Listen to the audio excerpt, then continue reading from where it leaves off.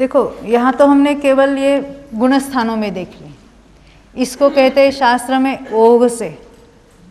ओघ से यानी सामान्य से। दो शब्द आते हैं, ओघ और आदेश। आप कर्मकांड पढ़ेंगे तो वहाँ शब्द लिखेंगे, ओघ से ऐसा है और आदेश से ऐसा है। यानी क्या? ओघ यानी इन जनरल, यानी गुणस्थानों में हमने बंध की विच्छेदी देखी, पहले गुणस्थान की, दूसरी गुणस्थान की, तीसरी गुणस्थान की। आदेश यानी क्या?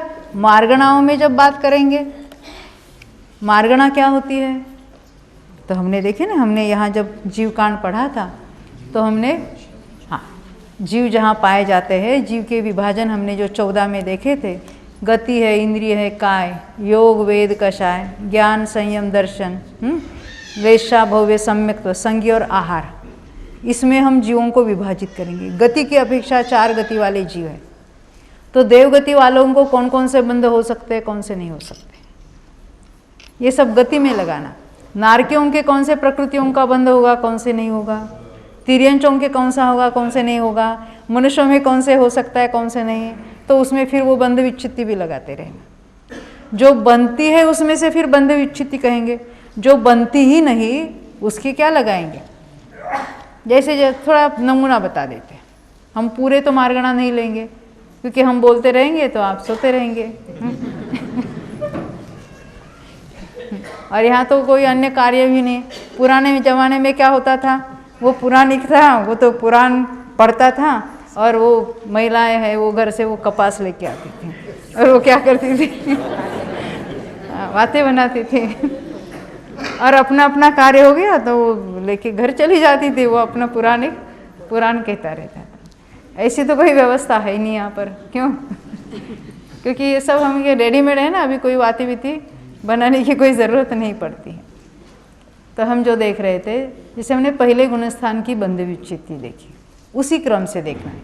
मिथ्यात्व, कुंडक संस्थान, नपुंसक वेद, असंप्राप्त सुपाटिका सहनन, फिर एकेंद्रिय, स्थावर, आतप। अभी यहाँ तक मैं रुकी हूँ। इसके आगे सूक्ष्म, साधारण, अपर्याप्त, द्विंद्रिय, तीन्द्रिय, चतुरेंद्रिय, नरक गति, नरक गत्यानुपूर्वी, नरकायु, इस आगे की ये जो सारी जो लिस्ट है वो देवगति वालों को बनती ही नहीं। कहाँ तक रुके हम? मिथ्यात्व, हुंडक संस्थान, नपुंसक वेद, असंप्राप्त सुपाटिका सहनन, एकेंद्रिय, स्थावर और आतप। तो जो भवनत्रिक है और सौधर्म ईशान वाले है वो एकेंद्रिय संबंधी बंद कर सकते हैं, परंतु कौन सा? वो पर्याप्त, बादर एकेंद्रियों में चले जाएंगे, मरकर पृथ्वी का एक मरे उसमें जाएंगे, या जल या वनस्पति होंगे। परंतु कोई जीव देव मरकर निगोद में नहीं जाएगा। हम डायरेक्ट क्या करते हैं, ग्रेवेक में भेजते हैं और वहां से निगोद में भेज देते हैं। अरे तिर्यंच गति का बंध तो सहस्रार तक के जीवों को ही होता है। तिर्यंच आयु, तिर्यंच गति, उसके आगे के देवों को तो तिर्यंच गति का बंध ही नहीं होता, वो मनुष्य में ही जन्मते हैं। मिथ्या दृष्टि है तो भी ये बंध के ऐसे बहुत सारे नियम हैं, उस मार्गणा में हम देखेंगे। तो ये तो एकेंद्रिय, स्थावर, आतप का बंध तो देव भी करते, पण सौधर्म ईशान तक के करेंगे। ऊपर के एकेंद्रिय का बंध भी नहीं कर सकते, करते ही नहीं वहाँ पर। यानी वो मरकर एकेंद्रिय में भी नहीं जा सकते, जाएंगे तो मरकर संगी पंचेंद्रियों में भी उसी में जाएंगे, तिर्यंच में भी जा सकते, मनुष्य में भी, और शतार सहस्रार तक के ही जाएंगे। आगे के मनुष्य गति को ही बांधेंगे, मनुष्य आयु को ही बांधेंगे, क्योंकि वह तो शुक्ल लेशा वाले देव हैं सारे, तो वो तिर्यंचों में भी नहीं जाएंगे। ऐसे हर एक गति के अलग अलग नियम हैं, और वो जब नियम पढ़ते हैं तो बहुत सारी हमारी जो कोई भ्रमणाएँ चलती है तो वो सारी सरल हो जाती है। देव मरकर एकेंद्रियों में जा सकता है, नारकी मरकर नहीं जाएगा। नारकी मरकर तो संगी पंचेंद्रिय में ही जन्म लेगा, क्योंकि उसके ये तो एकेंद्रिय संबंधी प्रकृतियाँ बनती ही नहीं है। कोई नारकी देवगति भी नहीं बांधेगा और कोई देव नरगति नहीं बांधेगा। ये मनुष्य और तिर्यंच ही ऐसे कि चारों गति का बंध कर सकते हैं, मिथ्यात्व हो तो।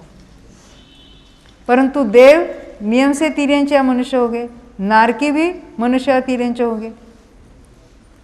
परंतु नारकी मरकर नरक में नहीं जाता और नारकी मरकर देव में नहीं जाता, देव मरकर देव में नहीं जाता और देव मरकर नरक में नहीं आता। यानी कोई पहले स्वर्ग का देव बहुत पुण्य परिणाम किया है उसने, अभी जाके दूसरे स्वर्ग में जन्म लेगा, ऐसा नहीं होता। उसको तो देवगति देवायु बंधेगी ही नहीं, वो तो नियम से मध्य लोक में ही जन्म लेगा, ये जो मनुष्य तिर्यंच होके जन्मेगा। ये सभी मार्गणों में, ये तो हमने गति मार्गणा में थोड़ा देखा।